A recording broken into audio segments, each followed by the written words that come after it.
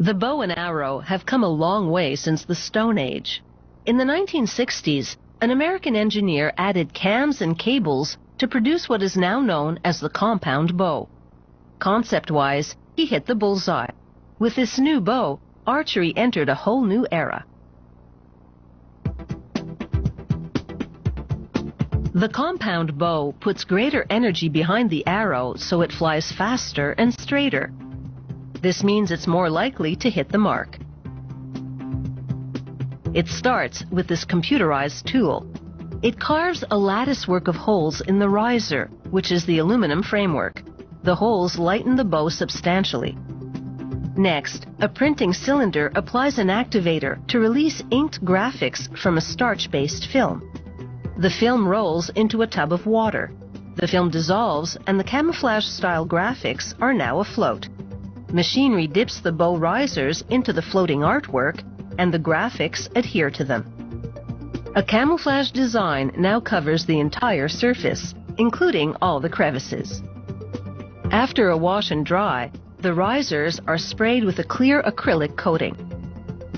In the meantime, a technician prepares 10 bowstrings at once. Each string will be made of 20 synthetic strands. He ties the fibers to the prongs of a wheel, and as it turns, it winds the 20 fibers into one bundle. The result is a bowstring that's so strong it won't stretch under tension. Next, the string builder wraps one of the bowstrings around the posts of a jig. He winds a thin braided string around a strategic section to reinforce it. This is called serving. He closes the jig to loop the string at the reinforced juncture. This loop will be used to tightly attach the string to the pulley wheel known as the cam. He loops the other end now and spins the synthetic string wrap further to provide extra protection. He stops at the point where the arrow will sit prior to shooting. He pulls the string apart and inserts the end of more serving string. He winds it around this site to bolster the bowstring at this location. He burns off the end to seal it. He ties a loop around the reinforced section. This is known as the shooter's loop. It will be used to nock or hold the arrow. To keep the string from oscillating when drawn and ensure a quiet, steady shot, they install 2 rubber dampeners. A machine pulls both ends of the string through the dampeners to slide them into position. The riser is now finished, so they add the handle, string stop for more dampening, and the arrow rest.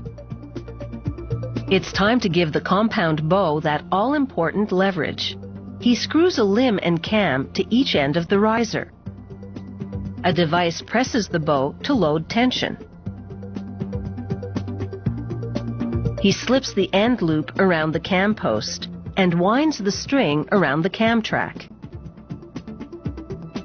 He pulls the string to the other cam and winds it.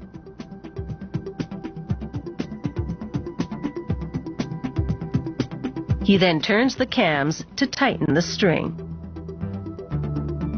Finally, he runs 2 cables to the cams, completing the mechanics of the compound bow.